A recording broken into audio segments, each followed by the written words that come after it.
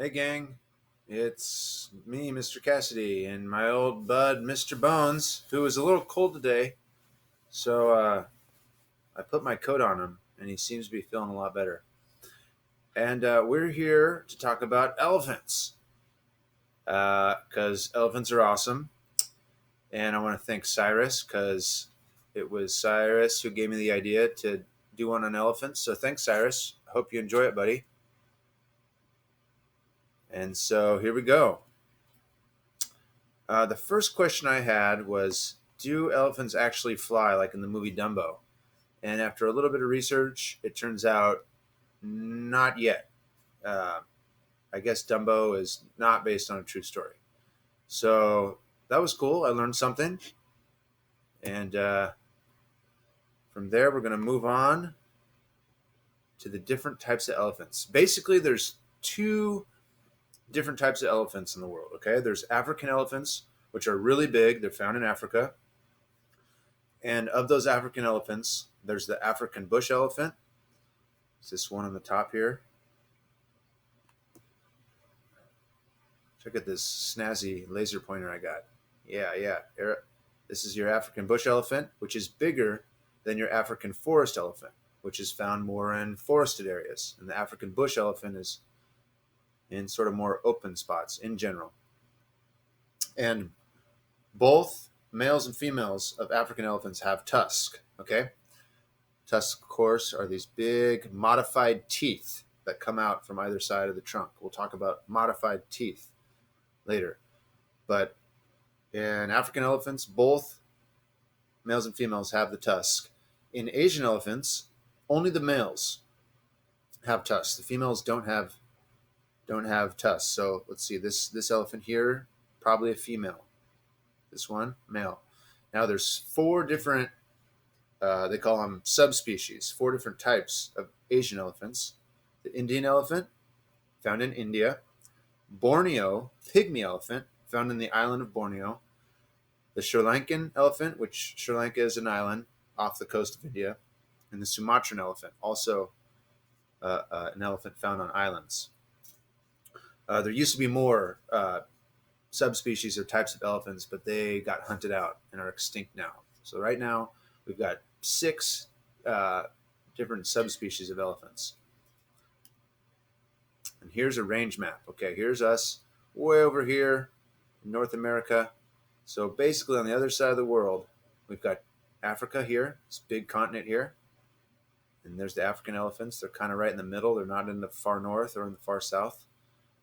Then we cruise over east. Here's the Indian subcontinent, they call it. Indian elephants here. Sri Lanka is that island right off the coast. And then you have uh, these are the Philippines here, and here's Borneo. So there's our Asian elephant populations. Now you might ask, how did these elephants get out to these islands? It makes sense that they're on Africa, that's where elephants are from, and then they migrate over across into Asia, and they're cruising around eating stuff there, and then somehow they end up on these islands. How did they get there? Who put them there? Well, they didn't fly. We know that elephants can't fly because I found that out on the internet. They swam there. That's right. They can't fly, but they can swim. And this one here you can see is using its trunk as a snorkel. How cool is that? This one here has got his in the water. Maybe he's taking a drink. I don't know. But when they swim, they can use their trunk as a snorkel. And these elephants, way back when, swam out from the mainland of Asia out to these islands and started living there. I think that's just so cool. Okay, so we've talked about this before. Elephants are social animals. It means they live in groups, like wolves and orcas. And like orcas, elephants, the herds are matriarchal. That means that the oldest female basically is the boss. And then the herd is made up of her daughters, basically. Um, sisters and nieces and stuff like that. But basically, it's all these related females, with the old mother being kind of the boss of the herd. Male elephants often stay independent, just hanging out by themselves, but sometimes they band together. They call those bachelor pods. And it's just some guys kind of kicking around, sometimes together, sometimes not. But yeah, if you see a herd of elephants, it's most likely all females. Okay, now we're going to talk about the trunk. We've talked about how they use it to go snorkeling down here. There's a bunch of them snorkeling around down there. They can use their trunks to help them drink. And they do that by they suck up the water about halfway, and then they curl their trunk around and then squirt it into their mouths, because their mouths are underneath the trunk here. You can see it over here on the right. There's their mouth there. There's the trunk. And this elephant isn't using it to drink. He's using it to splash this guy on his back. So they can use the trunk to give themselves a bath, or splash some dude that's just hanging out in your back and being annoying. But they also use it to drink. They suck it up halfway, curl the trunk under, and squirt it into their mouths. Okay, and so the trunk is an interesting body part. It's actually the elephant's upper lip fused into its nose. So if you can imagine, like on our faces, or Mr. Bones' lack of face, it's the nose and the upper lip coming together and then getting really long over time. It evolved to be this big, long trunk. So it's kind of it's a combination nose, upper lip. And they can grab stuff with it. They have amazing senses of smell. They have the best smellers in the world, actually. They can smell 2 to 4 times better than dogs. And scientists have determined that out of all the animals in the world, elephants have the best sense of smell. They can smell water that's miles and miles away. They can smell different plants that are miles and miles away. So that's pretty epic. The trunk has 40,000 muscles in it. It's kind of unbelievable. 40,000 muscles, and the big African elephants can lift up to 800 pounds with their trunk, with just their trunk. So yeah, trunks are epic. That's the takeaway from this slide. Okay, now we're going to talk about the tusk, the other kind of freaky looking thing on the elephant's face. Okay, tusks are modified teeth. What does that mean? Modified means it's changed. It's changed over time into something very specialized, into something very strange. So basically, elephants' tusks are modified incisors. So incisors are your 4 teeth in the middle of your mouth. You got 4 on top and 4 on the bottom. Yeah. Mr. Bones is actually missing some of his incisors, but those 4 front teeth on our top and bottom of our mouth are called incisors. And then you have canines. Those are the sharp ones on either side of your incisors. So what's happened with elephants, and also narwhals and walruses, is that these incisors have grown really long, and in the case of elephants, started curving out. In narwhals, the incisors went through their upper lip, basically, and out the front of their face, and kept really straight. And narwhals, it's a canine tooth. It's that sharp tooth that did that, not the incisors. And same with the walrus. Those are the canines. Those are real sharp ones on the side. But with the elephants, it's the incisors in the middle that came way out and started to curve. And a weird thing about narwhals, maybe we'll do a science vid on narwhals because they're just so freaky and cool. But their tusk actually twists as it goes out, and it does this like spiraling thing as it gets further away from their face. Pretty cool. Okay. Yeah, and this is one of the reasons why elephants are hunted and why they're in trouble of going extinct, is because people pay a lot of money for their tusks, because they're used to make, everything from little figurines like that to combs and things you put in your hair. They used to make pool balls, like you're playing pool. They used to make those out of elephant tusk or piano keys. They don't make them out of these things anymore, but uh, elephant tusks still fetch a lot of money in illegal markets. Um, it's illegal to go out and hunt elephants and cut their tusk off, and so but people still do it, and it's a real big bummer. But it's called ivory when you use an elephant tusk for making something out of it. Okay, here's just a cool size comparison chart showing the uh, the relative sizes of like human beings next to these elephants. So here's this big African bush elephant, Loxodonta africana. That's a cool science name. And here's a guy standing next to it. So you can see barely comes up about halfway up on the body of the African bush elephant, which is the biggest land mammal in the world right now. Biggest land mammal that there is, the African bush elephant. And then you can see the Asian elephant, the mainland type, a little bit smaller. And the guy's coming up to about the elephant's eyeballs. And then here's the Borneo elephant, which is the smallest type that exists, the Borneo pygmy elephant. Now, elephants can eat a lot. A big African bush elephant can eat up to 600 pounds of food a day. 600 pounds.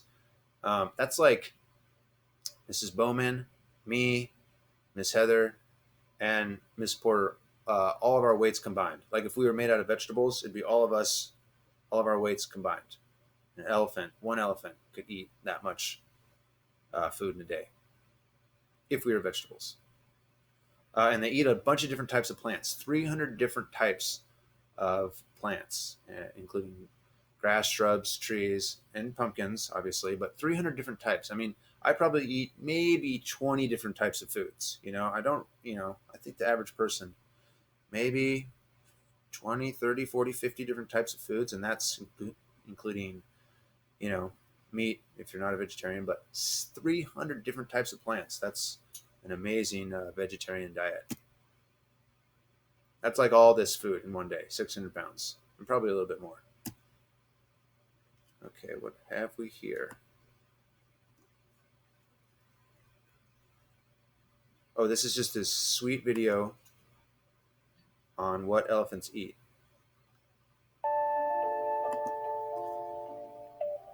Mostly grass in the rainy season. Big tall grass. Now that is a super thorny shrub. I don't know if you can see that, but there's all kinds of thorns. But they eat leaves and branches and twigs, fruits, roots, and thorns. You can see those thorns are like 2 inches long, and they're just chomping them. Wow, that is intense. No, thank you. I'll stick to my bagels and cream cheese. Okay, yeah, I said this before, but the African bush elephant is the biggest land animal that exists today. There were bigger animals in the past, but they've gone extinct. And there's bigger marine mammals or animals. There's the blue whale, and other whales are bigger than this elephant. But this is the biggest land animal that exists today, the African bush elephant. It can weigh up to 13,000 pounds. It can be 10 feet tall. Runs pretty fast, 25 miles an hour. That's pretty fast. Next time you're driving around, ask whatever adult is driving you around to go 25 miles an hour, and then you'll know how fast these African bush elephants can run. They can live to be 70 years old. Pretty old, especially for an animal that big. That's a lot of blood to keep pumping for 70 years. And they have really great memories. Elephants have really great memories.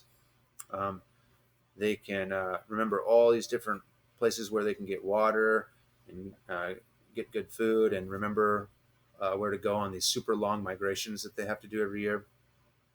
And they can remember people, that say that somebody works at a zoo, like Miss Sheriff. Miss Sheriff used to work at a zoo. We should ask her if she ever got to hang out with an elephant, and whether or not that elephant remembered her, because supposedly elephants have amazing memories. Oh, here's I don't know why I put this in there, just because it was super adorable. Here's some pygmy elephants, those little teeny elephants that live on Borneo, that island, playing soccer. They're playing soccer with these dudes. He's breaking away. He's going for the goal. Oh, it's just too cute. Yeah, and there's Borneo there, that island off the coast of Southeast Asia, between Australia and Southeast Asia. That's where the teeny elephants are. Okay, in India is this kind of zone right here. India, elephants are sacred animals. They have all these festivals that they celebrate the elephants on. And look at, they dress them all up, and these dudes are riding them around, and they have these giant umbrellas that are keeping them cool with. They have these beautiful gold headdresses.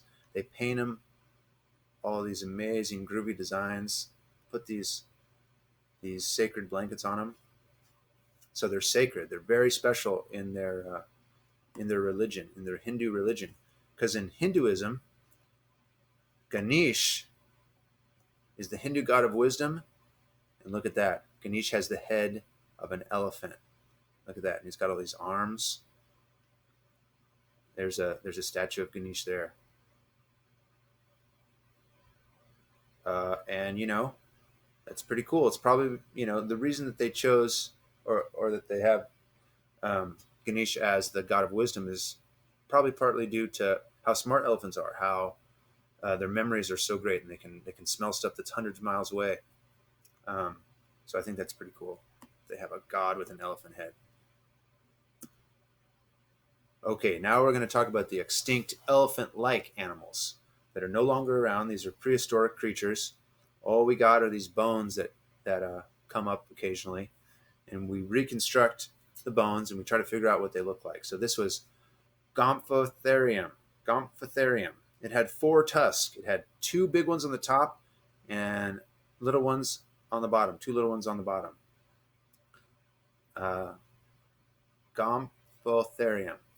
4 tusk. Stegodon. This thing is wild. Okay, so it had super long tusks that curved out, and these tusks were really close together. And so they think that they actually uh, flung their tusk over the side of them, because otherwise they'd kind of get caught in the middle and get stuck between them. So they think that Stegodon kept their tusk, or their trunk rather, on one side of the tusk or the other instead of in the middle, like modern day elephants do. Very long tusks, 10 feet long. That's pretty wild. Stegodon. Platybellato. Platybellato. Also known as the spork mouth. Look at this thing. Like those things that come in our lunches and breakfast. It's a spork. It's like a little fork on the bottom and a spoon on top. And they think they dug around in the muck and were able to just like dig up all these roots and plants and stuff from the muck.